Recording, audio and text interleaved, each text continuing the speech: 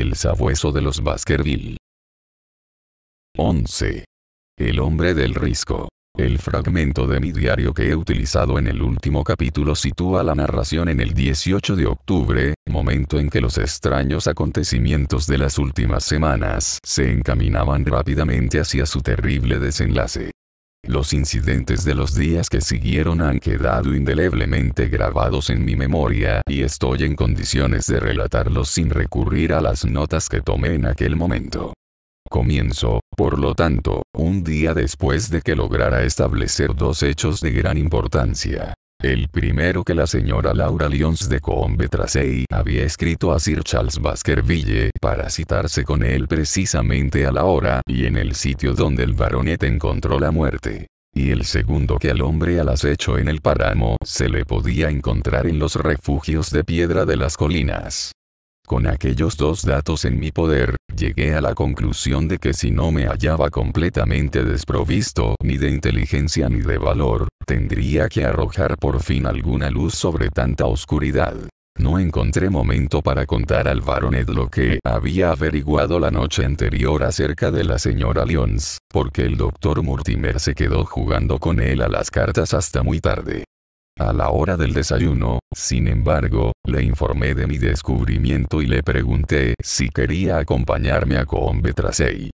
Al principio se mostró deseoso de hacerlo, pero al pensarlo con más calma, llegamos ambos a la conclusión de que el resultado sería mejor si iba yo solo. Cuanto más oficial hiciéramos la visita, menos información obtendríamos. Dejé, por consiguiente, a Sir Henry en casa, aunque no sin ciertos remordimientos, y me puse en camino para emprender la nueva investigación. Al llegar a Coombe-Tracey le dije a Perkins que buscara acomodo a los caballos e hice algunas preguntas para localizar a la dama a la que me proponía interrogar. Encontré sin dificultad su alojamiento, céntrico y bien señalado.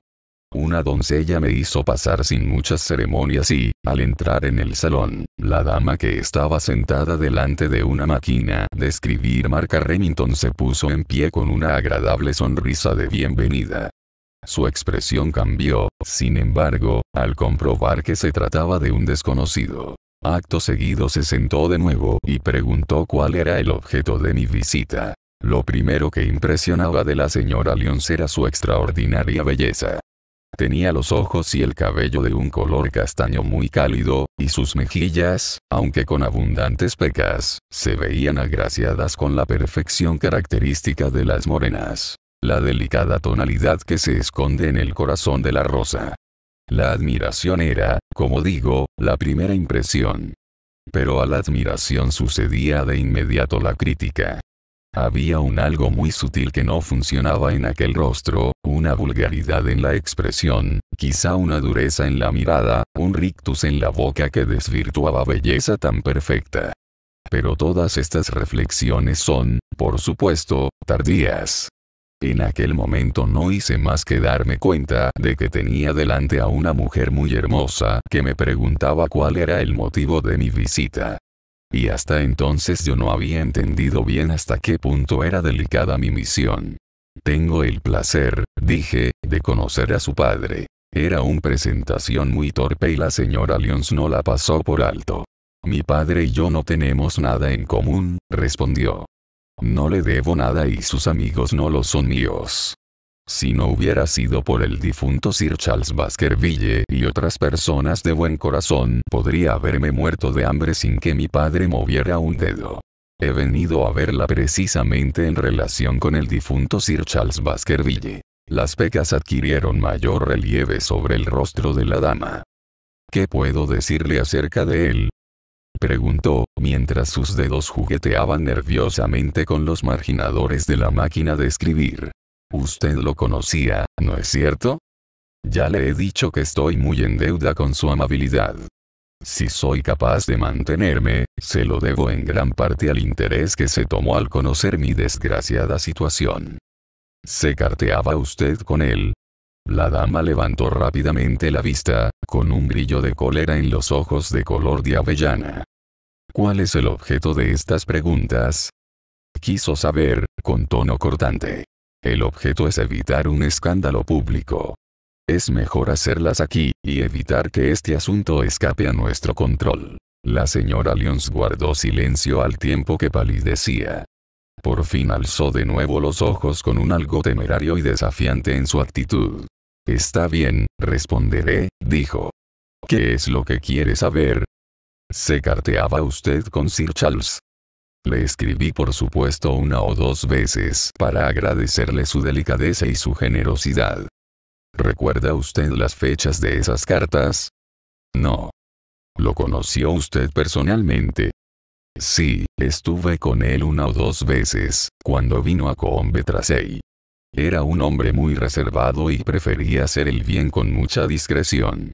Si lo vio tan pocas veces y le escribió con tan poca frecuencia, ¿qué fue lo que le impulsó a ayudarla, como usted asegura que hizo?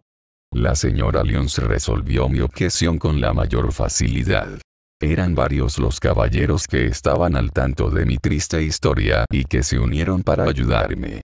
Uno de ellos, el señor Stapleton, vecino y amigo íntimo de Sir Charles, fue muy amable conmigo, y el baronet supo de mis problemas por mediación suya.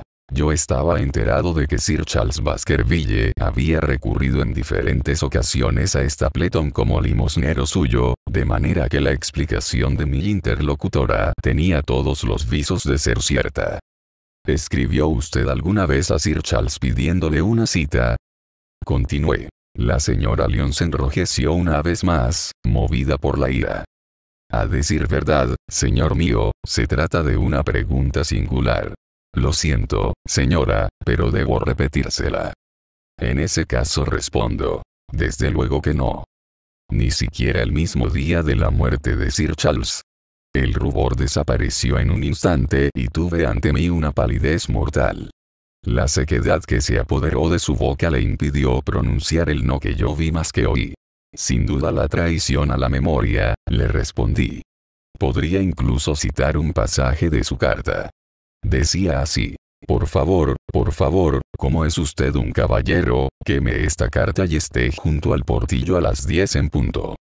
Pensé que se había desmayado, pero se recuperó gracias a un esfuerzo supremo. ¿Es que ya no quedan caballeros? Jadeó. Es usted injusta con Sir Charles, que sí quemó la carta.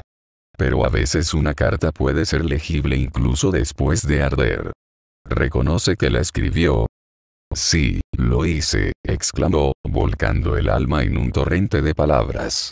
La escribí. ¿Por qué tendría que negarlo? No hay motivo para avergonzarme de ello. Quería que me ayudara. Estaba convencida de que si me entrevistaba con él conseguiría que me ayudara, de manera que le pedí una cita. Pero, ¿por qué a esa hora? Porque acababa de enterarme de que salía para Londres al día siguiente y quizá tardara meses en regresar. Había motivos que me impedían llegar antes a la mansión. Pero, ¿por qué una cita en el jardín en lugar de una visita a la casa? ¿Cree usted que una dama puede entrar sola a esa hora en el hogar de un soltero?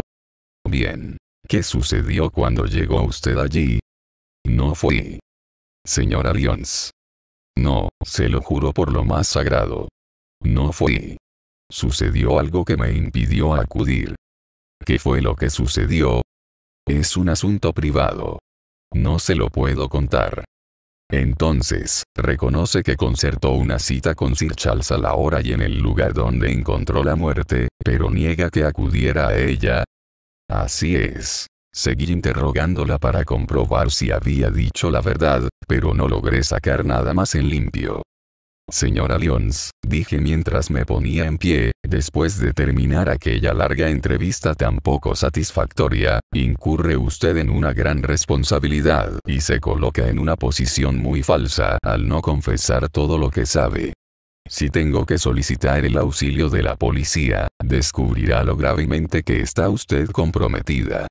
Si es usted inocente, ¿por qué empezó negando que hubiera escrito a Sir Charles en esa fecha? Porque temía que se sacaran conclusiones erróneas y me viera envuelta en un escándalo. ¿Y por qué tenía usted tanto interés en que Sir Charles destruyera la carta? Si la ha leído sabrá el por qué. Yo no he dicho que hubiera leído la carta. Ha citado usted un fragmento. He citado la postdata. Como ya he dicho, la carta ardió y no era legible en su totalidad. Le pregunto una vez más por qué insistió tanto en que Sir Charles destruyera esa carta. Se trata de un asunto muy privado. Una razón más para que evite usted una investigación pública. Se lo contaré, en ese caso. Si ha oído algo acerca de mi desgraciada historia, sabrá que hice un matrimonio imprudente y que he tenido motivos para lamentarlo. Estoy enterado de eso. Mi vida ha sido una persecución incesante por parte de un marido al que aborrezco. La justicia está de su parte, y todos los días me enfrento con la posibilidad de que me fuerce a vivir con él.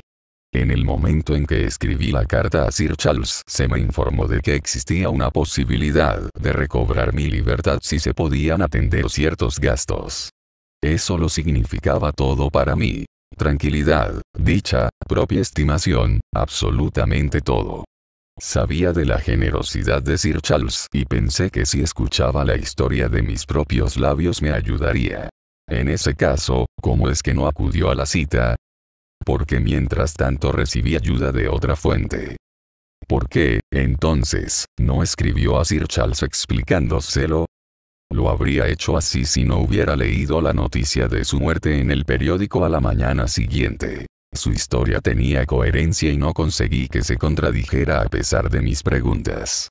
Solo podía comprobarla averiguando si, de hecho, en el momento de la tragedia o poco antes, había iniciado los trámites para conseguir el divorcio. No era probable que mintiera al decir que no había estado en la mansión de los Baskerville, dado que se necesitaba un cabriolé para llegar hasta allí, y que tendría que haber regresado a Combe tras 6 de madrugada, lo que hacía imposible mantener el secreto sobre una expedición de tales características.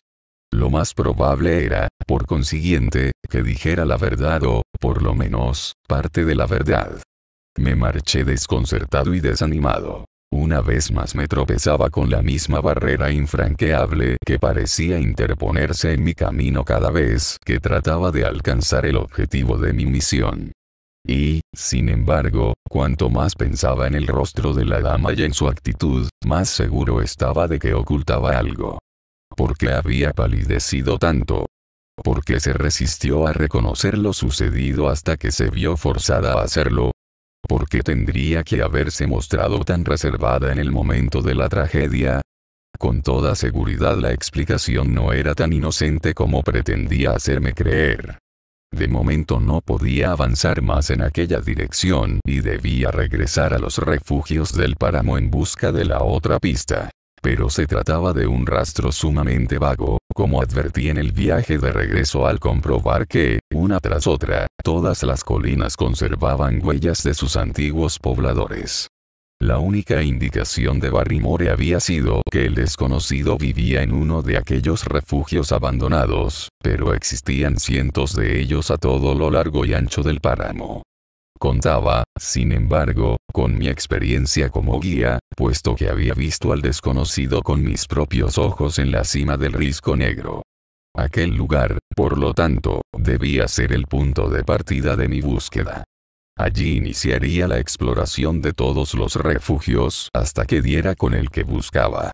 Si aquel individuo estaba dentro, sabría de sus propios labios, a punta de revólver si era necesario, quién era y por qué nos había seguido durante tanto tiempo.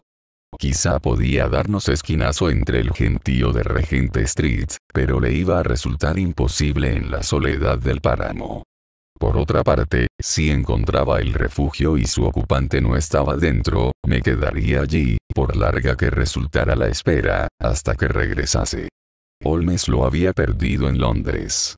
Sería para mí un verdadero triunfo lograr capturarlo después del fracaso de mi maestro. La suerte se había vuelto una y otra vez contra nosotros en el curso de aquella investigación, pero ahora vino por fin en mi ayuda. Y el mensajero de mi buena suerte no fue otro que el señor Frankland, que se hallaba de pie, con sus patillas grises y su tez rojiza, junto a la puerta del jardín de su casa, que daba a la carretera por la que yo viajaba. «Buenos días, Dr. Watson», exclamó con insólito buen humor. «Permita que sus caballos disfruten de un descanso y entre en casa a beber un vaso de vino y felicitarme. Mis sentimientos hacia Frankland distaban mucho de ser amistosos después de lo que había oído sobre su manera de tratar a la señora Lyons, pero estaba deseoso de enviar a Perkins y la tartana a casa, y aquella era una buena oportunidad. Descendí del coche y envié un mensaje a Sir Henry comunicándole que regresaría a pie, a tiempo para la cena. Después seguí a Frankland hasta su comedor. Es un gran día para mí, uno de los días de mi vida escritos con letras doradas, exclamó, interrumpiéndose varias veces para reír entre dientes. He conseguido un doble triunfo. Me proponía enseñar a las gentes de esta zona que la ley es la ley, y que aquí vive un hombre a quien no le asusta recurrir a ella. He establecido un derecho de paso que cruza por el centro de los jardines del viejo Middleton, que atraviesa la propiedad a menos de 100 metros de la puerta principal. ¿Qué me dice de eso? Vamos a enseñar a esos magnates que no se puede pisotear los derechos de los plebeyos, y que Dios los confunda. Y también he cerrado el bosque donde iba de excursión la gente de Fernworthy. Esos infernales pueblerinos parecen creer que no existe el derecho de propiedad y que pueden meterse por donde les apetezca y ensuciarlo todo con papeles y botellas. Ambos casos fallados, Dr. Watson, y los dos a mi favor. No recuerdo un día parecido desde que conseguí que condenaran a Sir John Morland por cazar en sus propias tierras. ¿Cómo demonios consiguió usted eso? Mírelo en la jurisprudencia, señor mío. Merece la pena leerlo. Frankland contra Morland, llegamos hasta el Tribunal Supremo. Me costó 200 libras, pero conseguí que se fallara a mi favor. ¿Le reportó algún beneficio? Ninguno, señor mío, ninguno. Me enorgullece decir que yo no tenía interés material alguno en aquella cuestión. Siempre actúo por sentido del deber. No me cabe la menor duda, por ejemplo, de que los habitantes de Fernworthy me quemarán esta noche en efigie. La última vez que lo hicieron dije a la policía que deberían impedir espectáculos tan lamentables. La incompetencia de la policía del condado es escandalosa, señor mío, y no se me proporciona la protección a la que tengo derecho. Mi pleito contra la reina servirá para atraer la atención del público sobre este asunto. Les dije que tendrían oportunidad de lamentar la manera en que me tratan y mis palabras se han hecho ya realidad. ¿Cómo así? Pregunté. El anciano hizo un gesto de complicidad. Porque podría decirles lo que están deseando saber, pero nada ni nadie me persuadirá para que ayude a esos sinvergüenzas en lo más mínimo. Yo había estado tratando de encontrar alguna excusa para escapar a su charla incesante, pero ahora sentí deseos de saber más. Sin embargo, había tenido suficientes pruebas de su tendencia a llevar la contraria como para comprender que cualquier manifestación de vivo interés sería la mejor manera de poner fin a las confidencias de aquel viejo excéntrico. Algún caso de caza furtiva, imagino, dije, con aire indiferente. Ja, ja. Algo mucho más importante que eso, caballerete. ¿Qué me dice del preso escapado?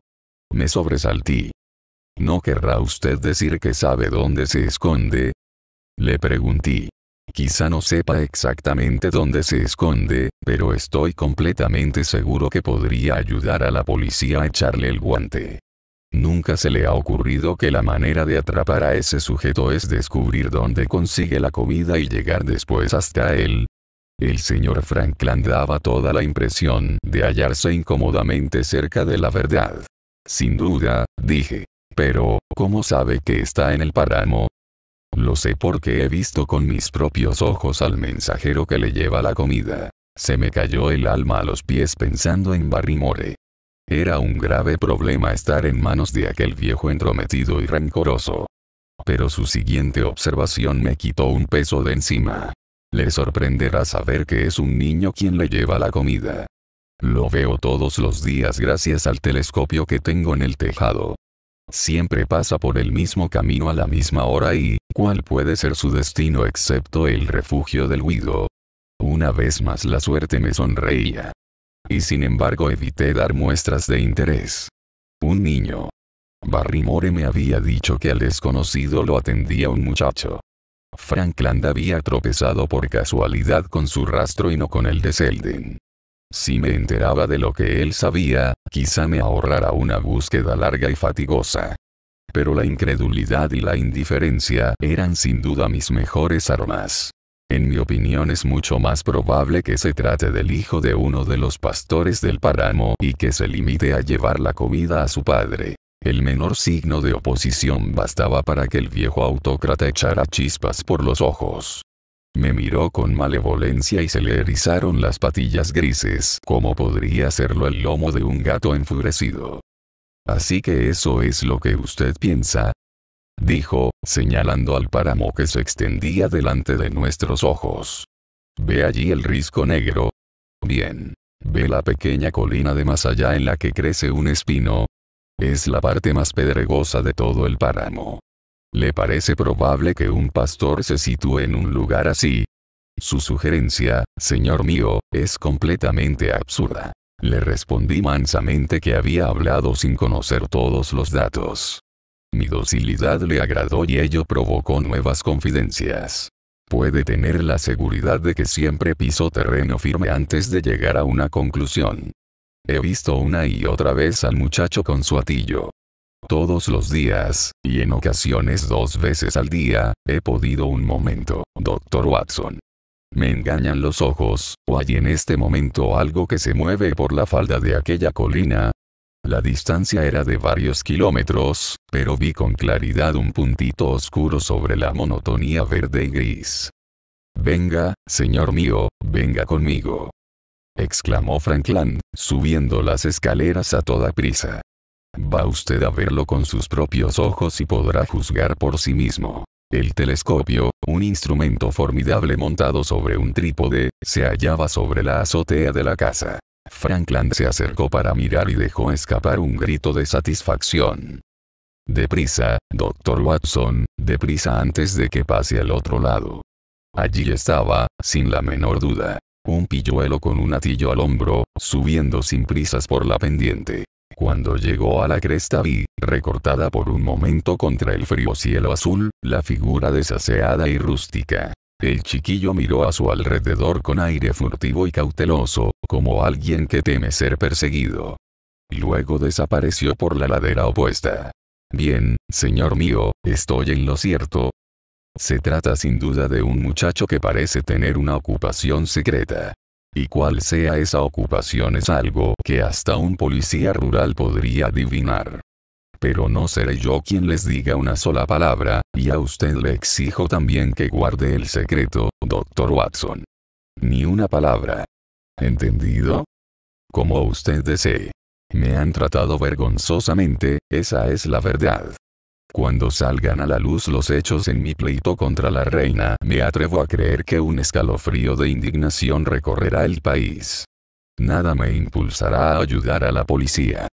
Por lo que a ellos se refiere, les daría lo mismo que esos tunantes del pueblo me quemaran en persona y no en efigie. No irá a marcharse ya. Tiene que ayudarme a vaciar la botella para celebrar este gran acontecimiento. Pero desoí todas sus súplicas y logré que renunciara también a acompañarme andando a casa. Seguí carretera adelante hasta perder de vista a Frankland y luego me lancé campo a través por el páramo en dirección a la colina pedregosa en donde habíamos perdido de vista al muchacho. Todo trabajaba en mi favor y me juré que ni por falta de energía ni de perseverancia desperdiciaría la oportunidad que la fortuna había puesto a mi alcance. Atardecía cuando alcancé la cumbre de la colina. Los largos declives que quedaban a mi espalda eran de color verde oro por un lado y gris oscuro por otro. En el horizonte más lejano las formas fantásticas de Belliver y del risco Vixen sobresalían por encima de una suave neblina. No había sonido ni movimiento alguno en toda la extensión del páramo. Un gran pájaro gris, gaviota o zarapito, volaba muy alto en el cielo. El ave y yo parecíamos los únicos seres vivos entre el enorme arco del cielo y el desierto a mis pies. El paisaje yermo, la sensación de soledad y el misterio y la urgencia de mi tarea se confabularon para helarme el corazón. Al muchacho no se le veía por ninguna parte. Pero por debajo de mí, en una hendidura entre las colinas, los antiguos refugios de piedra formaban un círculo y en el centro había uno que conservaba el techo suficiente como para servir de protección contra las inclemencias del tiempo. El corazón me dio un vuelco al verlo. Aquella tenía que ser la guarida donde se ocultaba el desconocido. Por fin iba a poner el pie en el umbral de su escondite. Tenía su secreto al alcance de la mano. Mientras me acercaba al refugio, caminando con tantas precauciones como pudiese hacerlo Stapleton cuando, con el cazamariposas en ristre, se aproximara a un lepidóptero inmóvil, comprobé que aquel lugar se había utilizado sin duda alguna como habitación. Un sendero apenas marcado entre las grandes piedras conducía hasta la derruida abertura que servía de puerta. Dentro reinaba el silencio. El desconocido podía estar escondido en su interior o merodear por el páramo. La sensación de aventura me produjo un agradable cosquilleo. Después de tirar el cigarrillo, puse la mano sobre la culata del revólver y, llegándome rápidamente hasta la puerta, miré dentro. El refugio estaba vacío. Signos abundantes confirmaban, sin embargo, que había seguido la pista correcta. Se trataba del lugar donde se alojaba el desconocido. Sobre la misma losa de piedra donde el hombre neolítico había dormido en otro tiempo se veían varias mantas envueltas en una tela impermeable. En la tosca chimenea se acumulaban las cenizas de un fuego. A su lado descansaban algunos utensilios de cocina y un cubo lleno a medias de agua. Un montón de latas vacías ponía de manifiesto que el lugar llevaba algún tiempo ocupado y, cuando mis ojos se habituaron a la relativa oscuridad, vi en un rincón un vaso de metal y una botella mediada de alguna bebida alcohólica. En el centro del refugio, una piedra plana hacía las veces de mesa y sobre ella se hallaba un atillo. El mismo, sin duda, que había visto por el telescopio sobre el hombro del muchacho. En su interior encontré una barra de pan, una lengua en conserva y 2 latas de melocotón en almíbar. Al dejar otra vez en su sitio el atillo después de haberlo examinado, el corazón me dio un vuelco al ver que debajo había una hoja escrita. Alcé el papel y esto fue lo que leí, toscamente garabateado a lápiz. El Dr. Watson ha ido a Combe Tracey. Durante un minuto permanecí allí con la hoja en la mano, preguntándome cuál podía ser el significado de aquel escueto mensaje. El desconocido me seguía a mí y no a Sir Henry. No me había seguido en persona, pero había puesto a un agente, el muchacho, tal vez, tras mis huellas, y aquel era su informe. Posiblemente yo no había dado un solo paso desde mi llegada al páramo sin ser observado y sin que después se transmitiera la información. Siempre el sentimiento de una fuerza invisible, de una tupida red tejida a nuestro alrededor con habilidad y delicadeza infinitas, una red que apretaba tan poco que solo en algún momento supremo la víctima advertía por fin que estaba enredada en sus mallas. La existencia de aquel informe indicaba que podía haber otros, de manera que los busqué por todo el refugio. No hallé, sin embargo, el menor rastro, ni descubrí señal alguna que me indicara la personalidad o las intenciones del hombre que vivía en aquel sitio tan singular, excepto que debía de tratarse de alguien de costumbres espartanas y muy poco preocupado por las comodidades de la vida. Al recordar las intensas lluvias y contemplar el techo agujereado, valoré la decisión y la resistencia necesarias para perseverar en alojamiento tan inhóspito. Se trataba de nuestro perverso enemigo. Me había tropezado, quizá, con nuestro ángel de la guarda. Juré que no abandonaría el refugio sin saberlo. Fuera se estaba poniendo el sol y el occidente ardía en escarlata y oro. Las lejanas charcas situadas en medio de la gran ciénaga de Grimpen devolvían su reflejo en manchas doradas. También se veían las torres de la mansión de los Baskerville y más allá una remota columna de humo que indicaba la situación de la aldea de Grimpen. Entre las dos, detrás de la colina, se hallaba la casa de los Stapleton. Bañado por la dorada luz del atardecer, todo parecía dulce, suave y pacífico y, sin embargo, mientras contemplaba el paisaje mi alma no compartía en absoluto la paz de la naturaleza, sino que se estremecía ante la imprecisión y el terror de aquel encuentro, más próximo a cada instante que pasaba. Con los nervios en tensión pero más decidido que nunca, me senté en un rincón del refugio y esperé con sombría paciencia la llegada de su ocupante. Finalmente le oí. Desde lejos me llegó el ruido seco de una bota que golpeaba la piedra. Luego otro y otro, cada vez más cerca. Me acurruqué en mi rincón y amartillé el revólver en el bolsillo, decidido a no revelar mi presencia hasta ver al menos qué aspecto tenía el desconocido. Se produjo una pausa larga, lo que quería decir que mi hombre se había detenido. Luego, una vez más, los pasos se aproximaron y una sombra se proyectó sobre la entrada del refugio. Un atardecer maravilloso, mi querido Watson, dijo una voz que conocía muy bien. Créame si le digo que estará usted más cómodo en el exterior que ahí dentro.